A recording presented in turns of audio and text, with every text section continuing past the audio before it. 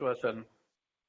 तर आज 11व्या आश्वासनावरती आपण 9 पायऱ्यानंतरची जी आश्वासनांवरती सध्या शेअरिंग मी करत आहे. तर आज 11वं आश्वासन आहे आणि 11वं आश्वासन आपल्याला सांगतं की गोंधळात टाकणाऱ्या परिस्थितींना कसे हाताळायचे ते आम्हाला अंतर्ज्ञानाने कळायला लागले किंवा कळले.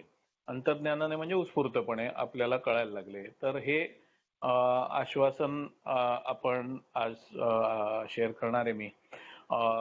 अल्कोहोलिक्स अनॉनिमस मध्ये येण्याआधी माझी विचार करण्याची पद्धत काय होती आणि अल्कोहोलिक्स अनॉनिमस मध्ये आल्यानंतर पायऱ्या घेतल्यानंतर आज माझी विचार करायची पद्धत काय आहे आणि त्यामुळे जे गोंधळात टाकणाऱ्या परिस्थिती का निर्माण होत होत्या, माझ्या एकूण विचारसरणीमुळे त्या परिस्थिती गोंधळाच्या मला वाटत होत्या आणि मग त्या गोंधळून टाकणाऱ्या परिस्थितीवर माझ्या प्रवृत्तीमध्ये बदल घडायला लागल्यावर मला उत्स्फूर्तपणे उपाय सुचायला लागले किंवा त्या परिस्थितीचा नेमकं कसं ती परिस्थिती हाताळायची ते कळायला लागलं. तर त्यासाठी थोडंसं जे माझा अभ्यास आहे तो शेअर करण्याचा प्रयत्न करतो या उत्स्फूर्तपणे परिस्थिती हाताळण्याबाबत सुचण्यास संबंधी. तर पहिली गोष्ट ही की आपण एखादी परिस्थिती हाताळतो ती लहानपणीपासून अगदी जेव्हा आपल्याला काहीच कळत नव्हतं असं म्हणतात, म्हणजे आपण रांगत असतो किंवा चालत असतो, पण तेव्हापासून सुद्धा आपली जी प्रवृत्ती आहे किंवा आपलं मन आहे ते शिकण्याचा प्रयत्न करत असतं. आणि जर एखादं लहान बाळ रांगायला सुरुवात करतं आणि त्याला लक्षात येतं की असं केल्याने आपण नीट रांगू शकतोय किंवा असं केल्यावर नाही रांगू शकत, त्याप्रमाणे ते शिकत जातं. म्हणजे अनुभवातनं शिकण्याचं काम हे आपण अगदी जेव्हा आपण रांगायला शिकतो तेव्हापासून करत असतो. जेव्हा एखादी गोष्ट धरून लहान मूल उभं राहतं आणि ती हलकी गोष्ट असेल आणि ते धरून उभं राहताना ती गोष्ट सरकते, पडते आणि त्याच्याबरोबर ते मूल पण पडतं, तर पुढच्या वेळी त्याला आपोआप कळतं की मजबूत एखादी गोष्ट धरून उभं राहायचंय, नाहीतर आपल्याला पडायला होतं. तर लहान मुलाचं मन आणि हे शिकण्याच्या बाबतीत नवीन नवखं असल्यामुळे कधी कधी 2-4 वेळा पडल्यानंतर त्याच्या लक्षात येतं, पण जसं जसं आपण मोठे होतो तसं तसं आपण अनुभवातनं शिकत जातो आणि आपलं मन जे आहे, पहिली गोष्ट आपण बऱ्याच वेळेला हे शेअरिंग मध्ये बोललो आहोत की सगळ्यात मूलभूत आपली जी प्रवृत्ती आहे ती म्हणजे आपण जिवंत राहण्याची, जीव वाचवण्याची, ही सगळ्यात मूलभूत प्रवृत्ती आहे, प्रत्येक प्राण्याची असते. त्यामुळे ती मूलभूत प्रवृत्ती जपण्यासाठी आणि अनुभवातनं त्याबाबत शिकण्यासाठी की आपल्याला जिवंत राहायचे आणि सुरक्षित राहायचे, हे जे मूलभूत प्रवृत्ती आहे ती जपण्यासाठी आणि शिकण्यासाठी आपण अनुभवातनं शिकत जातो की स्वतःचा जीव कसा वाचवायचा आहे आणि सुखरूप व्यवस्थित कसं राहायचंय. त्याच्यानंतर आपल्याला जसं मोठे होत जातो तसं लक्षात येतं की आपण कळपात राहणारे प्राणी आहोत आणि त्यामुळे जर आपण कळपात राहायचंय आणि आपल्याला व्यवस्थित राहायचंय तर 2 गोष्टी आवश्यक आहेत. एक म्हणजे कळपामध्ये त्या आपलं स्थान राखून ठेवायचंय आणि दुसरं म्हणजे कळपातल्या लोकांमध्ये आपण संबंध जोडायचेत आणि ते जोपासायचेत, हे आपल्याला लक्षात येतं आणि तेही आपण अनुभवातनं शिकत जातो. अशा अनेक गोष्टी आपण अनुभवातनं शिकत जातो. जसं जसं आपण अनुभवातनं शिकतो तसं तसं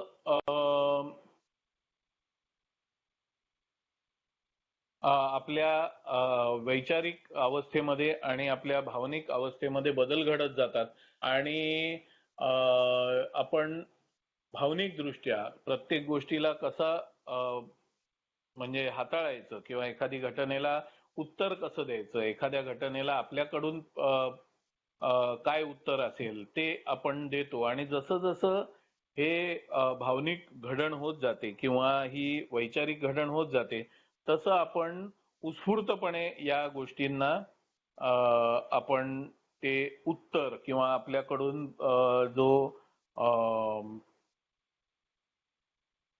त्या गोष्टीला आपण सामोरं जातो ते आपण करायला लागतो आणि त्याला आपण प्रतिक्रिया म्हणून ओळखतो आणि ही प्रतिक्रिया आपण प्रतिक्षिप्त क्रियेने देतो. तर प्रतिक्षिप्त क्रिया म्हणजे काय की एखाद्या गोष्टीला उत्स्फूर्तपणे दिलेली प्रतिक्रिया. उदाहरणं बरीच दिली जातात की समजा कोणी आपल्याला मारायला आलं तर आपण बेसावध असताना बरेच वेळा मार खाल्लाय, मस्करीत, चेष्टेत किंवा गंभीर घटनांमध्ये सुद्धा. आणि जेव्हा हे केलंय तेव्हा पुढच्या वेळी जेव्हा कोणी हात उचलतं तेव्हा आपलाही हात उचलला जातो स्वतःच्या बचावासाठी. तर ही प्रतिक्षिप्त क्रिया झाली. किंवा एकदा समजा गॅसवर तवा ठेवलाय, लहानपणी आपल्याला माहित नसतं. माझ्या भावानी लहानपणी उकळतं चहाचं पातेलं हट्ट करण्यामध्ये ओढून घेतलं आणि हात त्याचा पूर्ण भाजला. त्याच्यानंतर तो ओट्यावरच्या कुठच्याही भांड्याला कधीही हात लावायचा नाही लहान असताना. पूर्ण लहानपण माझी आई सांगते की तो किचनमध्ये मुळात शिरायचाच नाही आणि शिरला तर ओट्यावरच्या कुठच्याही भांड्याला हात लावायचा नाही. तर तो अनुभवातनं शिकला की पातेलं ओढून घेतल्यानंतर आपला हात होरपळून निघाला होता. तर हे आपण अनुभवातनं शिकतो आणि त्यातून बोध घेत जातो आणि आपण त्या हिशोबाने आपली भावनिक घडण होते, आपली मानसिक घडण होते आणि आपण त्या हिशोबाने प्रतिक्रिया देत असतो. तर हे जे उत्स्फूर्तपणे आपल्याला सुचतं ते आपण अशा पद्धतीने कार्य करतो. त्याच्यात मी गोष्टी सांगितल्या की एक म्हणजे स्वतःचा जीव वाचणे, सुरक्षा स्वतःची, नुसतं जीव वाचणे नाही तर स्वतःची सुरक्षा सुद्धा, म्हणजे आपल्याला इजा होता कामा नये. जीव तर वाचेल पण इजा पण होता कामा नये या हिशोबाने सुरक्षा. त्याच्यानंतर कळपात राहतो तर आपलं स्थान राखणे, जोपासणे. आणि दुसरं म्हणजे कळपातलं आपलं स्थान, आणि दुसरं म्हणजे कळपाशी असलेले संबंध आपल्या उद्धारासाठी ते बनवणे संबंध आणि ते जोपासणे हे आपण उत्स्फूर्तपणे करायला सुरुवात करतो. त्याच्यासाठी आपल्याला प्रत्येक वेळी सांगायला लागत नाही किंवा आपल्याला तयारी मनाची करावी लागत नाही की आता मी काय ह्याला प्रतिक्रिया देणार आहे. आता कसं आहे की ज्याची सकारात्मक प्रवृत्ती असते तो लहानपणापासून या सगळ्या गोष्टींमधनं बोध घेत असतो, तो सकारात्मक बोध घेत असतो. म्हणजे जर आपल्या हातनं चूक झाली आणि धपाटा पडला तर धपाटा पडल्यानंतर सकारात्मक प्रवृत्तीचा जो व्यक्ती असतो तो लक्षात येतं की आपली चूक झाली म्हणून धपाटा पडला, तर चूक करायची नाही. पण जो नकारात्मक प्रवृत्तीचा माणूस असतो माझ्यासारखा, तो धपाटा पडल्यानंतर ती गोष्ट गपचूप कशी करायची हे शिकतो. त्यामुळे आपण जे म्हणतो उपजत प्रवृत्तीला लागलेला आजार, हे का म्हटलेलं आहे? कारण आपली प्रवृत्ती उपजत नकारात्मक, म्हणूनच आपण हे म्हणताना म्हणतो की आजार मला जो झालाय मद्यपाश त्याच्यासाठी मी जबाबदार नाही, पण त्याच्यातून सुधारणा करण्यासाठी मात्र मी जबाबदार आहे. एकदा कळलं की मला हा आजार झालाय, त्यामुळे आपली उपजत प्रवृत्ती दोषी असल्यामुळे आपण प्रत्येक घटनेला ज्या घटनेतून आपण बोध घेतला तो नकारात्मक बोध घेतला. मी जेव्हा मित्राकडनं कॅसेट आणली आणि ती तुटली तर मी तुटल्यानंतर मी पकडला जाईन आणि मला मार पडेल ही भीती होती आणि त्यामुळे मी ती जाळून टाकली. जाळून टाकल्यानंतर सुद्धा मी पकडला गेलो आणि मला मार पडायचा तो पडलाच. पण त्यातून मी हा नाही बोध घेतला की आपण कॅसेट जाळायला नको पाहिजे होती, आपण कबूल करायला पाहिजे होतं आणि जो काय मार खायचा तो करून कमीत कमी आपण प्रामाणिकपणे कबूल केलं हे तरी झालं असं. हा मी बोध घेतला नाही, कारण माझी प्रवृत्ती सकारात्मक नव्हती, माझी प्रवृत्ती नकारात्मक होती. त्यामुळे माझ्या लक्षात आलं अरे आपण कॅसेट जाळून ती घराच्याच कचऱ्या डब्यात टाकली, पुढच्या वेळी अशी वेळ आली तर ती बाहेर नेऊन टाकायचंय हे. आणि मी तसं माझं प्रतिक्रिया बऱ्याच पुढे व्हायला लागल्या. तर सांगायची गोष्ट अशी की असं केल्याने काय झालं की माझं नातं खराब होत गेलं, माझं विचारसरणी खराब होत गेली. मी एका सणाला आमच्या आजोबांच्या घरी असताना मी असा उघडा बंब लोळत होतो, शाळेत होतो मी, आणि माझ्या काकाच्या ऑफिसचे कलिग झाले आणि त्यांनी मला अर्थात समोरच्या माणसाची सुद्धा प्रवृत्ती नकारात्मक किंवा दूषित असू शकते, म्हणून असं नाहीये की समोरचे आपल्या सगळेच आयुष्यात आले ते सगळे सकारात्मक प्रवृत्तीचे होते. त्यामुळे त्यांनी मला सरळ शब्दात नाही जरा तिरक्या शब्दात सांगितलं उठायला आणि मी त्याला प्रतिक्रिया माझी अशी होती की तुझ्या घरी मी येईन ना तेव्हा सांगायचं, हे माझ्या आजोबांचं घर आहे तुझं घर नाही, हे त्याच्या ऑफिसच्या कलिग समोर मी सांगितलं.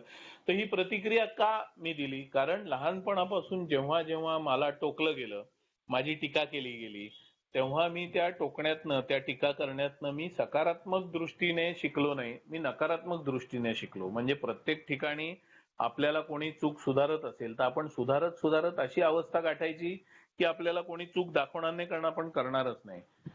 तसं करण्यापेक्षा मी उलट केलं, मी चुका आणखीन बनेलपणे, चालूपणे किंवा जिथे पकडला जाईन तिथे बंडखोरीने विद्रोह करून मी त्या चुका करतच राहिलो आणि आणखीन आणखीन त्या चुका करण्यामध्ये माहीर होत गेलो. जे जे चोर वगैरे असे बनतात दुर्दैवानी, ते याच पद्धतीने मी दारुडा होतो. मी माझ्या आयुष्याचीच चोरी करायच्या मार्गावरती होतो, जे पुढे सगळ्या जे दारुडे आहेत त्यांनी अनुभवलेलं आहे. तर त्यामुळे माझी ही जी प्रवृत्ती होती ती त्याच पद्धतीने घडत गेली.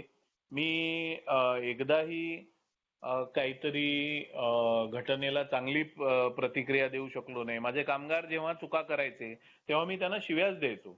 मला हे लक्षात नाही यायचं की कामगार आहे, तो चुका करणारच आहे. मला कायम डोक्यात हे होतं की मी एवढे पगार देतो, मी चांगला कारागीर ठेवतो, मी सगळं काय करतो, पण हा नीट काम करत नाही आणि हा नुकसान करतो, तर ह्याची लायकीच शिव्या खायची. माझ्या हे लक्षात आलं नाही की तो कामगार आहे, तो जर हुशार असता, तो जर कर्तबगार असता, तो जर कंटाळा करत नसता कामाच्या बाबतीत, तर तो आज कामगारच नसता. असे किती जण बघितलेले आहेत की जे कामगार अवस्थेतनं मालक अवस्थेमध्ये गेलेले आहेत, कारण ते कर्तबगार होते, ते कष्ट करणारे होते, ते प्रामाणिक होते आणि त्यांची शिकण्याची तयारी होती. तर कामगार हा कामगार असतो, तो प्रत्येक वेळी या कारणामुळे नसतो, पण बऱ्याच वेळेला कामगार हा कामगार असतो कारण त्याची मालक बनायचं स्वप्नच नसतं आणि स्वप्न असेल तरी त्याची ती सकारात्मक पद्धतीने अनुभवातनं शिकण्याची तयारी नसते. हे बऱ्याचदा असतं असं मानसशास्त्रज्ञ म्हणतात, मी नाही म्हणत. तर हे माझ्या लक्षात येत नव्हतं आणि मी त्यांना शिव्या द्यायचो आणि फार वाईट पद्धतीने मी बोलायचो त्यांच्याशी. त्याच्यामुळे माझे संबंध खराब होत गेले. प्रत्येक क्लायंट मला काम करून घेऊन नंतर पैसेच देणार नाही या पद्धतीने मी त्या क्लायंटकडे बघत होतो. कारण कधीतरी सुरुवातीला व्यवसाय सुरू केला तेव्हा पैशावरनं हुज्जत झाली असेल, तर त्याच्यातनं मी सकारात्मक पद्धतीने हा शोध घेण्याच्या ऐवजी की माझं कुठे चुकलं हे बघण्याच्या ऐवजी ह्याने माझे पैसेच बुडवले एवढंच मी बघितलं आणि हळूहळू माझी प्रवृत्ती अशी झाली की हे कस्टमर काम करून घेऊन पैसे काहीतरी कारण काढून कसे बुडवायचे हेच काम करत असतात आणि त्यामुळे मी पैसे कसे काढून घ्यायचे याची वेगळी वेगळी धोरणं चालू केली की आधीच पैसे कसे काढून घ्यायचे काय काय सांगून हे मी धोरणं आखायला लागलो. त्यामुळे 100% पैसे घेतल्याशिवाय मी काम नाही करायचो. त्यामुळे मला कामं कमी मिळायची. जेवढं मी यश मिळवायला पाहिजे होतं तेवढं आयुष्यात मिळवलं नाही. कारण व्यवसायाकडे बघण्याची माझी प्रवृत्ती, माझ्याकडे कल्पना, संकल्पना फार सुंदर होत्या व्यवसायाच्या बाबतीत. पण ती कृतीत आणायची जी माझी प्रवृत्ती होती ती दोषी होती. त्यामुळे मी जेवढं यश मिळवायला पाहिजे तेवढं मिळवलं नाही आणि मिळवल्यानंतर मी ज्या पद्धतीने माझी व्यावसायिक माझं जीवन हाताळत होतो ते अतिशय चुकीच्या पद्धतीने मी हाताळत होतो. परिणामी काय झालं की मी एका मोठ्या कंपनीत कॉन्ट्रॅक्टर होतो. ज्या कंपनीमध्ये कॉन्ट्रॅक्ट मिळवायला माझे समव्यवसायिक सारखे चक्रा मारायचे. मला ते मिळालं, मी ते करत होतो, तर मी गप राहायला पाहिजे होतं. मला अचानक त्या मालकाबद्दल खुन्नस निर्माण झाला, जो पार्टनर होता. खरं म्हणजे तो माझी चेष्टा मस्करी करायचा, त्याच्या कामगारांप्रमाणेच माझी चेष्टा मस्करी करायचा, यामुळे माझा अहंकार दुखायचा. आणि मग नंतर माझ्या लक्षात आलं तो कंपनीत पैशाचा अपव्यवहार करतोय आणि मी त्याच्या सिनियर पार्टनरला कंप्लेंट केली. परिणाम काय झाला, हळूहळू तो माझ्यावर खुन्नस ठेवायला लागला, माझ्या चुका काढायला लागला आणि मी हळूहळू दारूवर अवलंबून होत होतो. त्यामुळे मला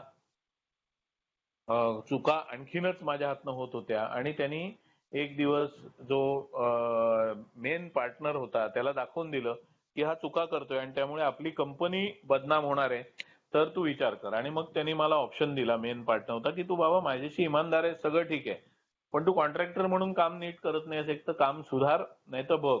आणि मला लक्षात आलं की आज ना उद्या मला काढणार आहेत, म्हणून मीच मस्तवालपणे ते काम सोडून दिलं. त्याच्यामुळे माझं प्रॉफिट मार्जिन जे धंद्यातलं होतं ते समजा महिन्याला 100 रुपये असेल, ते 100 रुपयावरनं एकदम 30 रुपयावर आलं. कारण 70 रुपये मी एकाच ठिकाणून तिथून कमवत होतो आणि म्हणून ते एकदम 30 रुपयावरती माझं प्रॉफिट आलं आणि मग मला चटके बसायला लागले. कारण एकीकडे दारू जोरात हळूहळू वाढत होती आणि अचानक पैशाची कमाई एकदम 30% आली होती.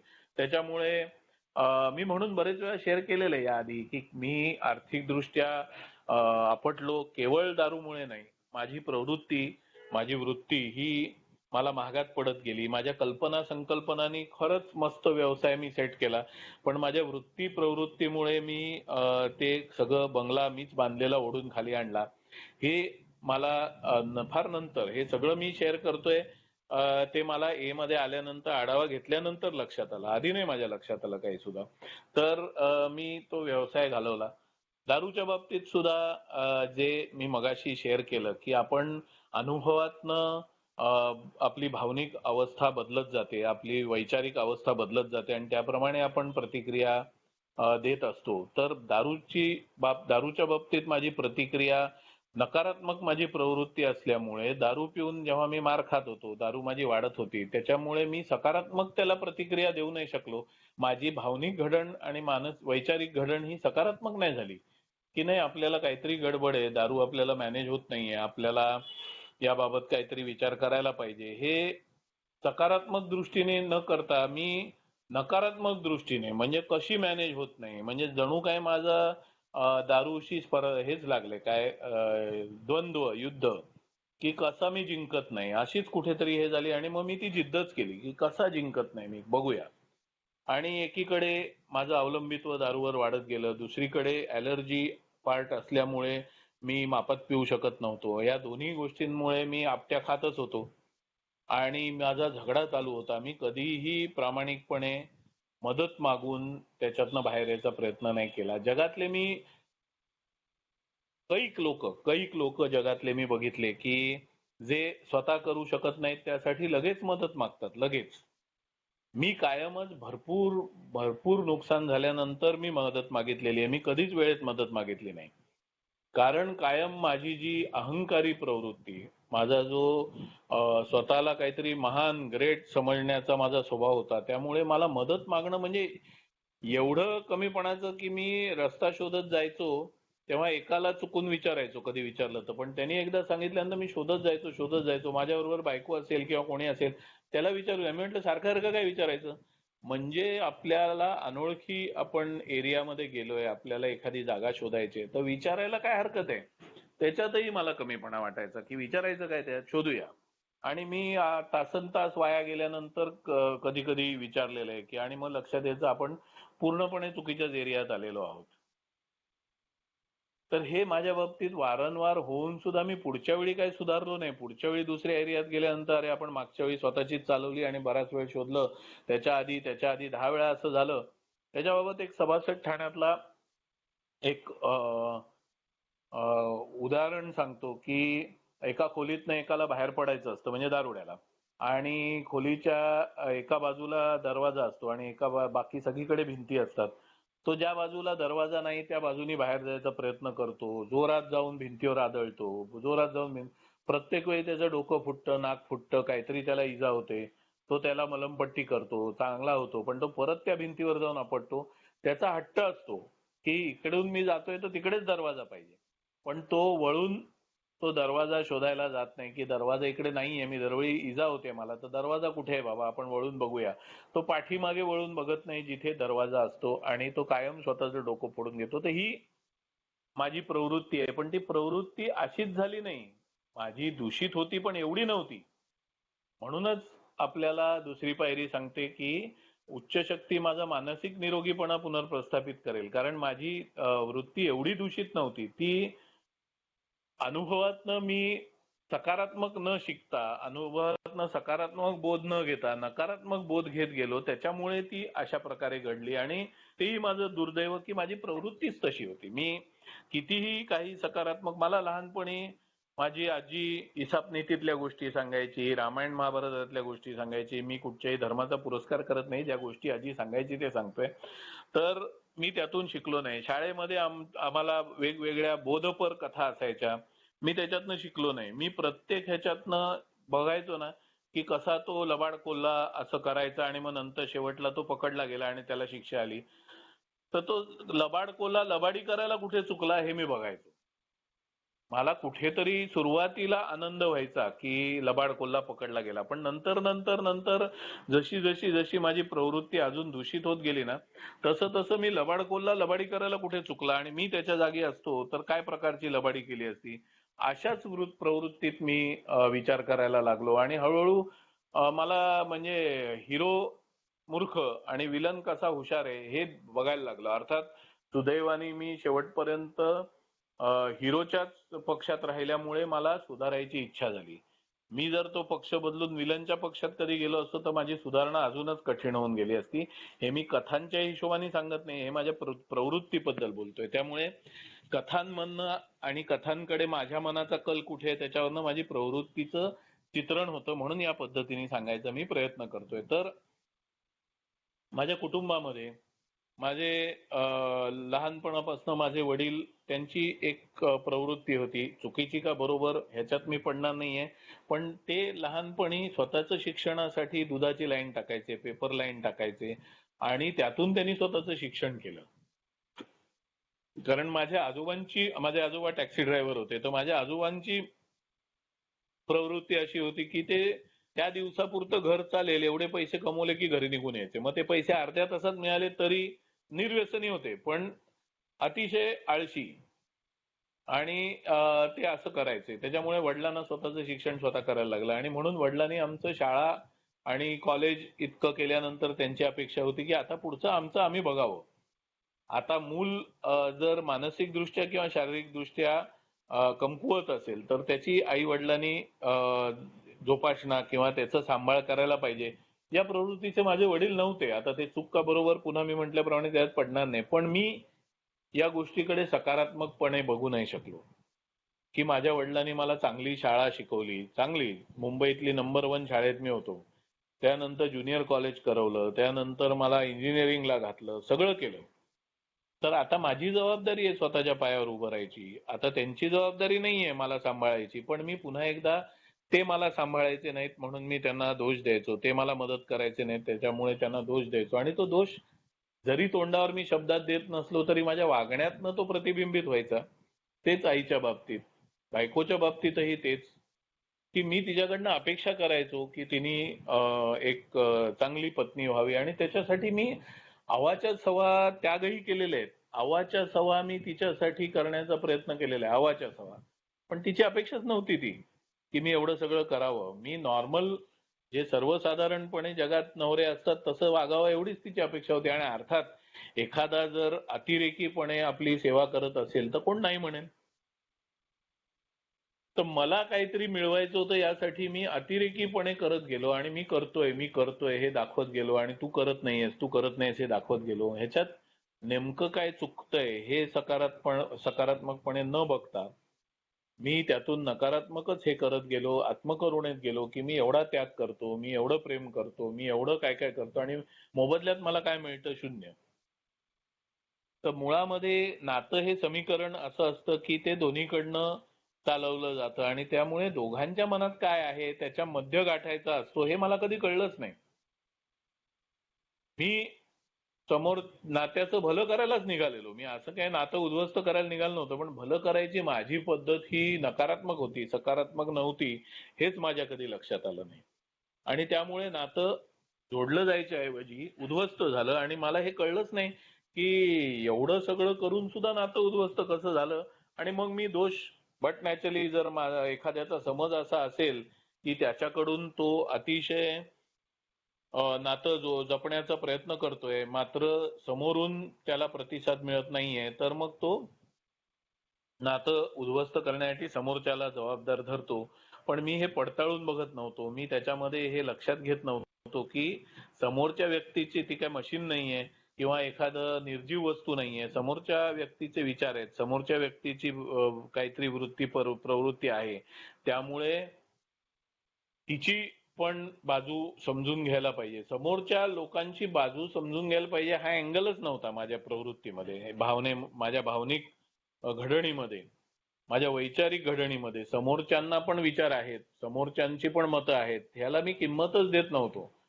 कारण प्रामाणिकपणे मी सगळ्यांचं भलं व्हावं या दृष्टीनेच वाटचाल करायचा प्रयत्न करायचो, पण मात्र ती वाटचाल माझ्या पद्धतीनेच व्हावी असा माझा हट्ट असायचा. आणि या सगळ्यामध्ये नातेसंबंध अगदी चुराडा होत गेला आणि मी आणखीन दारूवर अवलंबून झालो. माझ्या पद्धतीने दारूवर नियंत्रण करण्याचा प्रयत्न केला आणि तो काही उपाय होईना. कालांतराने मी अल्कोहोलिक्स अनॉनिमस मध्ये आलो. अल्कोहोलिक्स अनॉनिमस मध्ये आल्यानंतर मी जो अल्कोहोलिक्स अनॉनिमसने सुचवलेला उपाय होता तो सुद्धा मी मोडून वाकवून माझ्या पद्धतीने कसा बसवता येईल ते बघत होतो. आणि एका शेअरिंग मधनं, मी बऱ्याच शेअरिंग मधनं, म्हणजे मी स्पॉन्सर घ्यायच्या आधी सुद्धा बऱ्याच शेअरिंग मधनं चांगल्या चांगल्या गोष्टी उचलल्या. म्हणजे शेअरिंग मधनं काहीतरी मिळेल, आशा मिळते, इथे घेऊन जा. सुरुवातीला माझी प्रवृत्ती काय होती, अतिशय विकृत. मी इथे आशा मिळते, जाताना घेऊन जा असं बोर्डावर लिहिलेलं. आणि मी जाताना त्या सेक्रेटरीला विचारलं, नवीन होतो आणि बघा बंडखोरी किती. मी त्या सेक्रेटरीला विचारलं, आली नाही वाटतं आज आशा मीटिंगला, दिसत नाही, आणि जाताना घेऊन जा सांगितलं. आणि हा हा हा करून हसलो.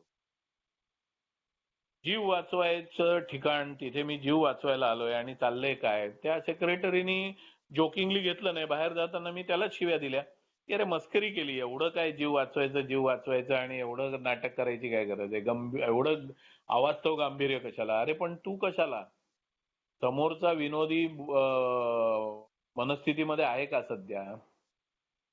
मी विनोदी मनस्थितीमध्ये असलो की सगळ्यांनी असायला पाहिजे, मी गंभीर मनस्थितीमध्ये असलो की सगळ्यांनी असायला पाहिजे. मी असीन तसा, ही जी माझी भावनिक घडण, माझी वैचारिक घडण होती, त्यामुळे मी बरेच नातेसंबंध दुखावले होते.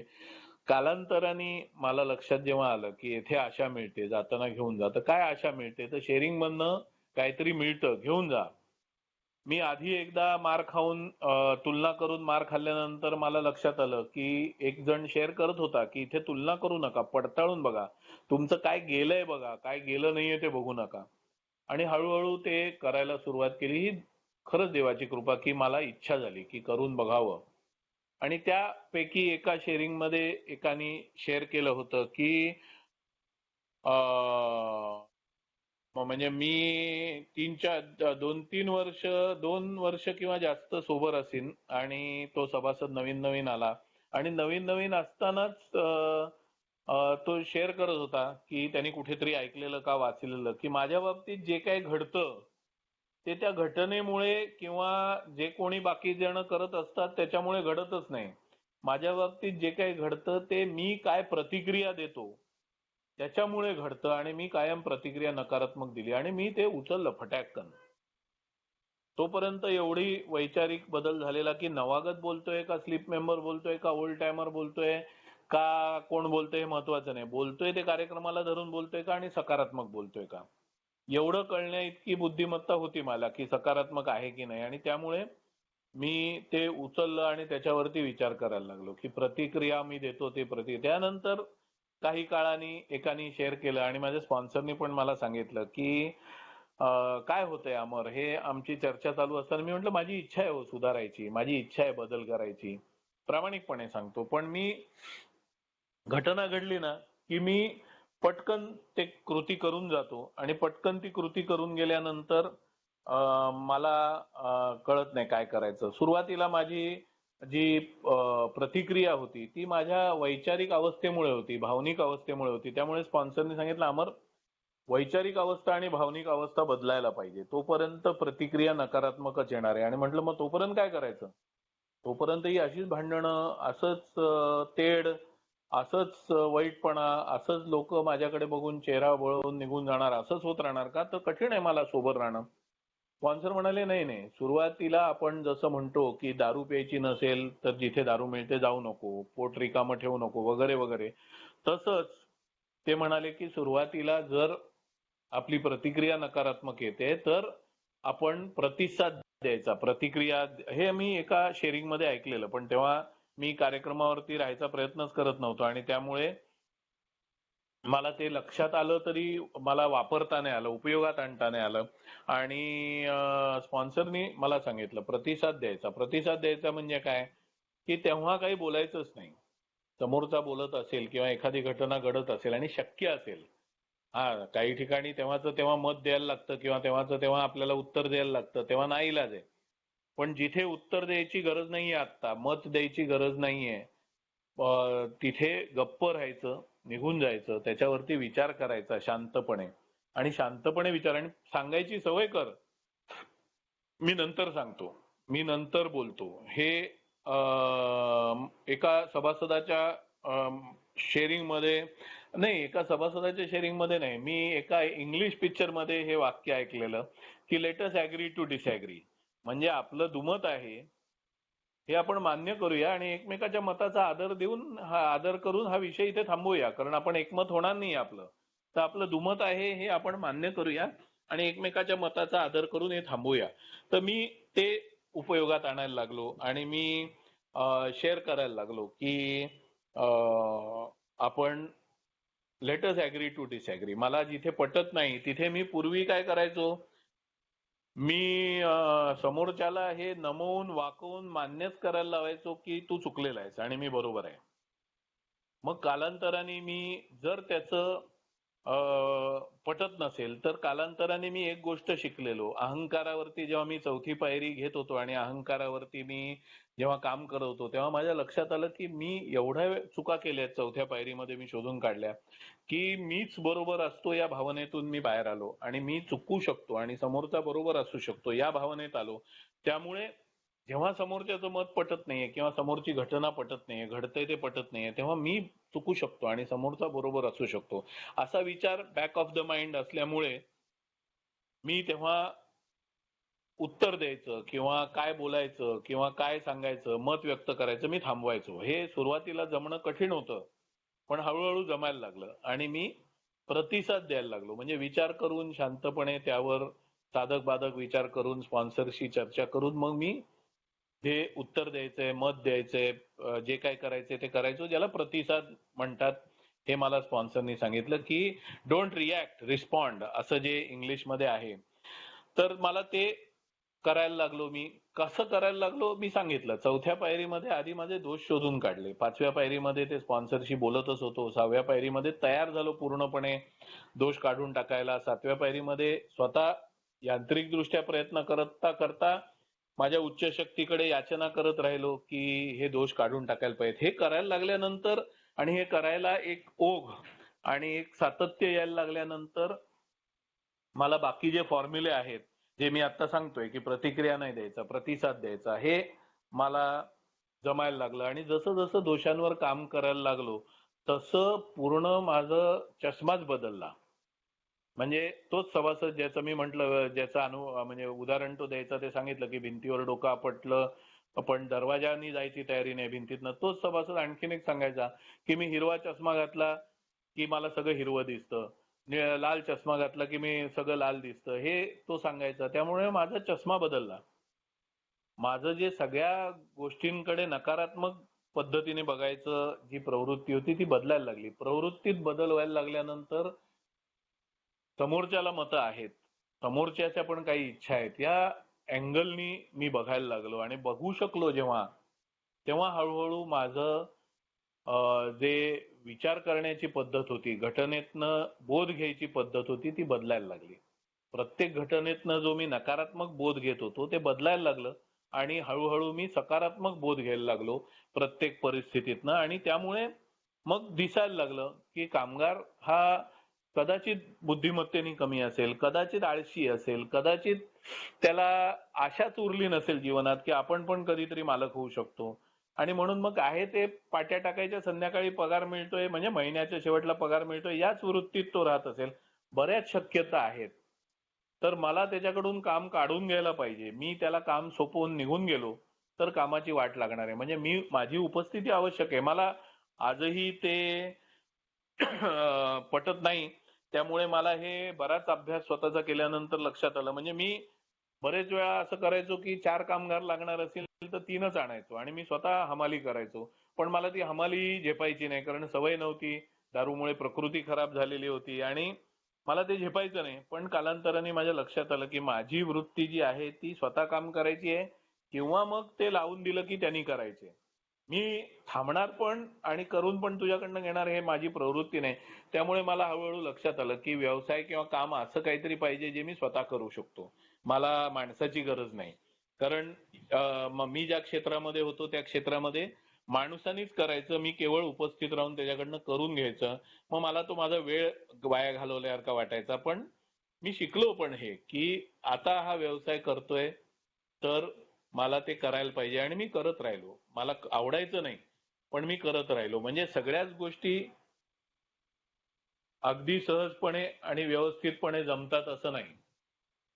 काही गोष्टी आपल्याला जमवून घ्यायला लागतात किंवा कुठेतरी तडजोड करावी लागते. ते तडजोड करण्याचं यंत्रही जमायला लागलं. माझा हट्ट हा होता की माझा हट्ट हा होता की एकतर पूर्णपणे मला गोष्ट जमायला पाहिजे, नाही तर मी करणारच नाही.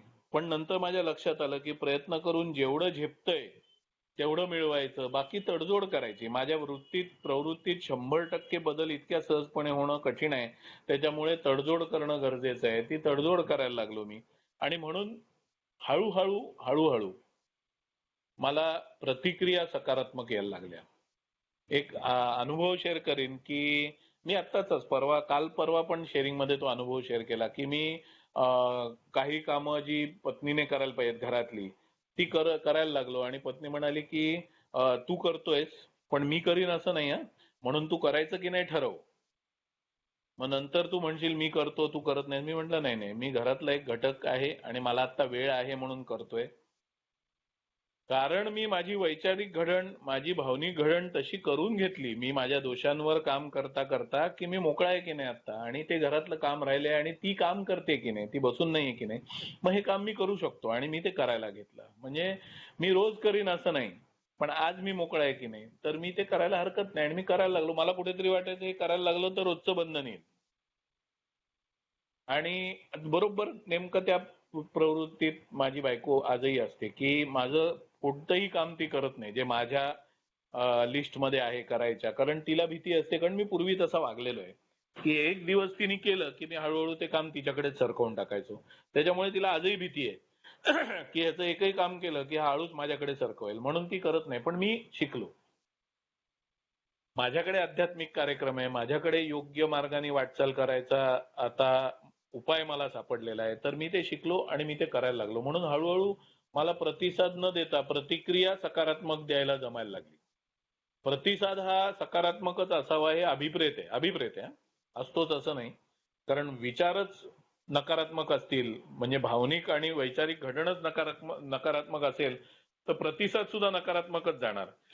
म्हणजे मी किती तास बसून विचार केला, दारूच्या बाबतीत तेच होत होतं ना माझं, की मी किती तास बसून विचार केला तरी मी पुन्हा जाऊन पितच होतो. कारण माझी प्रवृत्ती, माझा आजार होताच, पण माझी प्रवृत्ती नकारात्मक असल्यामुळे, भावनिक घडण नकारात्मक, वैचारिक घडण नकारात्मक असल्यामुळे किती वेळ विचार केला तरी म्हणून नकारात्मकच येणार होती. पण मी जेव्हा पायऱ्यांवरती काम करायला लागलो, आचरण करायला लागलो, तेव्हा हळूहळू माझ्या वृत्तीत फरक पडायला लागला, माझ्या प्रवृत्तीत फरक पडायला लागला, माझी भावनिक घडण बदलली, माझी वैचारिक घडण बदलली आणि त्यामुळे माझा प्रतिसाद सकारात्मक यायला लागला पहिले, आणि त्याच्यानंतर माझी प्रतिक्रिया सकारात्मक यायला लागली. जेव्हा माझी प्रतिक्रिया सकारात्मक यायला लागली, पूर्वी काही लोकांना असं वाटायचं की हा उत्तर द्यायला टाळतो किंवा हा काही बोलायला टाळतो, हा मतप्रदर्शन करायला टाळतो, आणि मग ते माझ्यावर दबाव आणायचा प्रयत्न करायचे. काही जण, मोजके काही जण म्हणायचे असं काय तू करतोस, पहिले पटकन बोलायचं, हल्ली तू असं काय करतो. हे त्यांना प्रश्न होते, मी उत्तर देत बसायचो नाही, सांगतो नंतर, किंवा मी तेव्हा शांतच राहायचो. हळूहळू जेव्हा सकारात्मक प्रतिक्रिया जमायला लागली तेव्हा मी लगेच उत्तरं द्यायला लागलो, लगेच मी मतं मांडायला लागलो, लगेच त्या गोष्टीवरती उपाय करायला लागलो आणि ते सकारात्मक उपाय असायचे. तर हे यांत्रिकपणे मला जमायला लागलं आणि त्यामुळे बऱ्याच गोष्टी सोप्या झाल्या. ज्या इथे म्हटलेलं आहे की गोंधळून टाकणाऱ्या परिस्थितीला आम्ही उत्स्फूर्तपणे सकारात्मक त्याला उपाय करू शकलो. तर गोंधळून का टाकत होत्या परिस्थिती पूर्वी मला परिस्थिती गोंधळून का टाकत होत्या, कारण नेमकं काय चाललंय हे मी ओळखूच शकत नव्हतो. म्हणूनच चौथी पायरी घ्यायची. ती चौथी पायरी सुरुवात आहे, पण दारू थांबल्याशिवाय कशाची सुरुवात नाही, म्हणून पहिल्या पायरीपासून. पण या बाबतीत चौथी पायरी ही सुरुवात आहे. मी नेमका हे नातेसंबंध, माझं जीवन हाताळायला कुठे चुकलो हे शोधायला सुरुवात केल्यानंतर लक्षात येतं की का मला परिस्थिती गोंधळून टाकत होती. मी शेअरिंगची सुरुवात केली तेव्हा सांगितलं की परिस्थिती गोंधळून टाकणारी होती का माझी मनोवृत्ती गोंधळून टाकणारी, म्हणजे त्या परिस्थितीला गोंधळात रूपांतर करून टाकायची. तर माझी मनोवृत्ती एखाद्या परिस्थितीला गोंधळून टाकायची किंवा गोंधळाचं रूपांतर परिस्थितीचं रूपांतर गोंधळात करून टाकायची. तर जेव्हा माझी मनोवृत्ती बदलली तेव्हा कुठच्याच परिस्थितीत गोंधळ वाटेन असा झाला. हा काही परिस्थिती मला हाताळता येत होत्या. त्याच्यावर उपाय करता येत होता. त्याच्यावरती उत्तरं शोधता येत होती. पण काही परिस्थितीवरती उत्तरं शोधता येत नव्हती. मला उपाय जमत नव्हता. मला दिसत होतं ही परिस्थिती हाताळण्यासारखी आहे, हाताळता येईल, पण मला झेपत नव्हतं. आणि तेव्हा मात्र मी माझ्या उच्च शक्तीला प्रार्थना आणि ध्यान जे म्हटलेलं आहे 11वी पायरी, त्या मार्गाने ते मी तेव्हा उद्या आणि तेव्हा पण शेअर करीन. तर त्या मार्गाने मी याचना करायचो आणि मग जे मला झेपलं नाही ते माझी उच्च शक्ती माझ्यासाठी करायची. हे 12वं आश्वासन आहे. ते मी परवा शेअर करणार आहे. उद्या मी नाहीये. उद्या दुसरे स्पीकर असतील. तर मी त्याच्यावरती तेव्हा शेअर करीन. म्हणून जी सगळीच परिस्थिती हाताळता आली का मला पायऱ्या घेतल्यामुळे? नाही. मला बरीच परिस्थिती, आता सगळ्यात जास्त आवश्यकता क्षमायाचना आणि नुकसान भरपाई करायच्या आधी ही मनोवृत्ती येण्याची गरज असते. कारण प्रतिसाद किंवा प्रतिक्रिया, सकारात्मक प्रतिक्रिया देता आली पाहिजे जेव्हा आपण नुकसान भरपाई करू किंवा आपण क्षमायाचना करू. जर तोपर्यंत, म्हणून हे जे आश्वासन आहे हे 8व्या-9व्या पायरीच्या आधीच खरं झालं पाहिजे. जर 8व्या-9व्या पायरीच्या आधी हे आश्वासन खरं नाही झालं तर 9वी पायरी घेणं जरा कठीण होणार आहे. कारण पुन्हा एकदा 9वी पायरी घेताना समोरचे अपमान करू शकतात, समोरचे आपल्या नुकसान भरपाईला उडवून लावू शकतात किंवा आपल्यावरती खुन्नस काढू शकतात किंवा आपल्याला त्रास देऊ शकतात किंवा काही होऊ शकतं नुकसान भरपाई आणि क्षमायाचना. पण तेव्हा जर माझी मनोवृत्ती, माझी भावनिक घडण, माझं वैचारिक घडण बदललेली असेल, सकारात्मक झालेली असेल, तर मी ती परिस्थिती गोंधळाची करणार नाही. त्या परिस्थितीने गोंधळून जाणार नाही. ती कशी हाताळायची ह्याचं मला उत्स्फूर्तपणे ज्ञान होईल. त्याच्यामुळे 8व्या-9व्या पायरीच्या आधी हे आश्वासन खरं झालं पाहिजे. तर मी 8वी-9वी पायरी सहजपणे हाताळू शकणार आहे. हे मला अनुभवातनं मी हे शेअर करतोय. आणि सांगितल्याप्रमाणे की जे मी हाताळू शकत नाही ते मी माझ्या उच्च शक्तीवर सोडतो आणि उच्च शक्ती कशी हाताळते, काय करते ते मी परवा 12व्या आश्वासनावरती शेअर करीन. तेव्हा माझे अनुभव शेअर करण्याचा किंवा मला काय अनुभवातनं शिकायला मिळालं ते शेअर करण्याचा प्रयत्न करीन. आपण शांतपणे ऐकलं आणि मला बोलायची संधी दिली आयोजकांनी, त्यासाठी थँक्यू व्हेरी मच. थँक्यू.